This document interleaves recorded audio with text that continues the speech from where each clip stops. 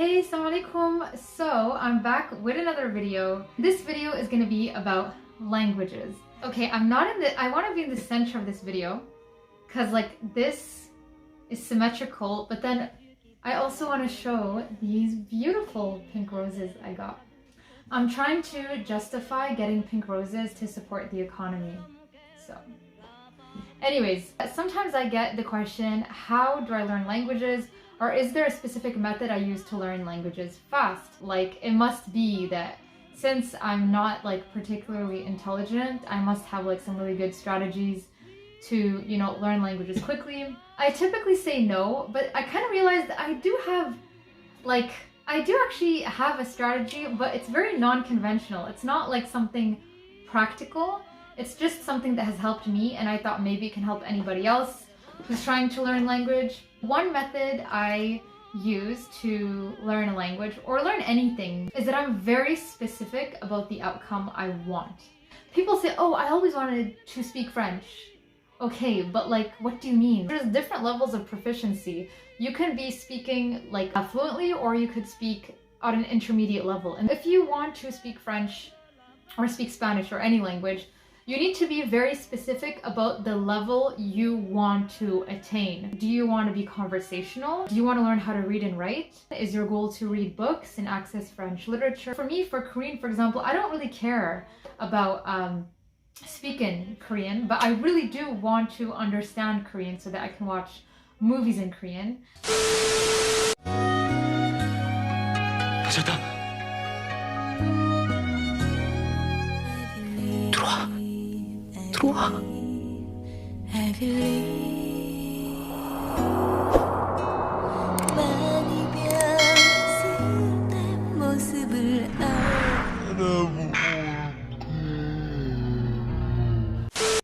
For Mandarin, I kind of want the whole package. Multiple languages have like a system to rank your proficiency. Like, I think most European languages have a A1, A2, B1, B2 system in which you are at an intermediate level at B2.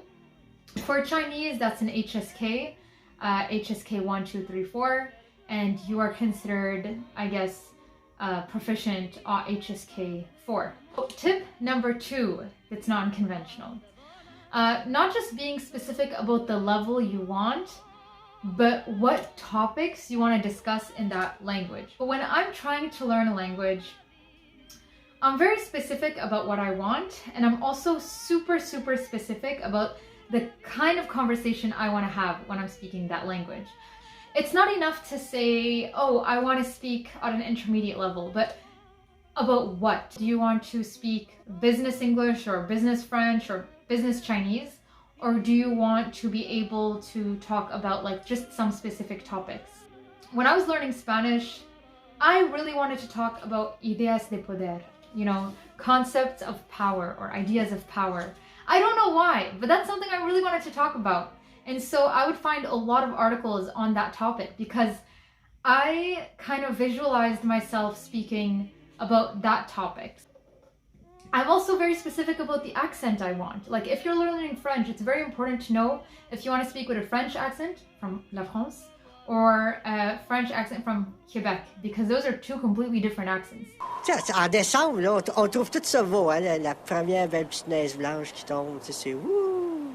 Puis après, c'est le temps des fêtes, là, puis là, on a du fun, Do you want a Northern English accent, or do you want a Southern English accent? I'm pretty sure this is not how people speak in the UK, but I do think it's quite important to know exactly the kind of accent you want to have when you're talking a specific language.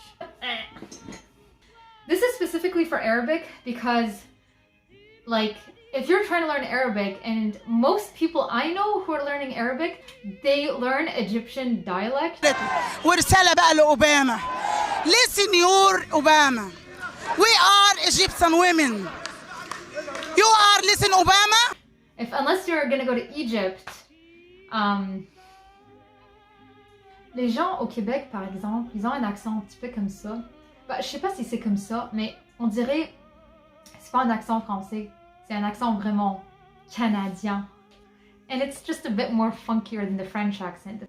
This is under the category of being specific, But I think you need to have a quantifiable goal. Your goal can't be too vague. For Mandarin Chinese, you need 600 characters to be at an intermediate level.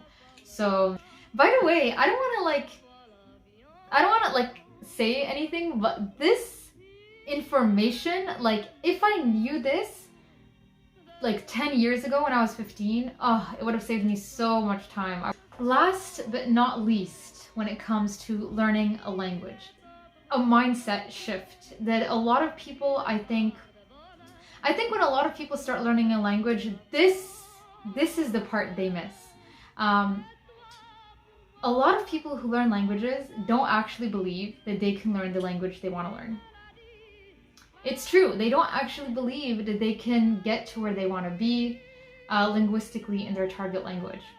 If you don't believe you're actually going to attain your goal, I don't even think you should start learning a language. One thing about me is that when I take on a new challenge, I'm so determined that like, I don't care how long it takes, I'm going to get to my desired outcome. Inshallah. Obviously, inshallah. This is the secret about learning anything. It's to actually believe you can learn that outcome. If you don't actually believe you will eventually be able to speak that language fluently, I suggest you take a break from learning the language and focus internally on trying to develop that core belief in yourself that you have the capability to learn anything. Believe in yourself. Believe. Believe. I'm trying to think if I have any more tips. Nope. I think that's it.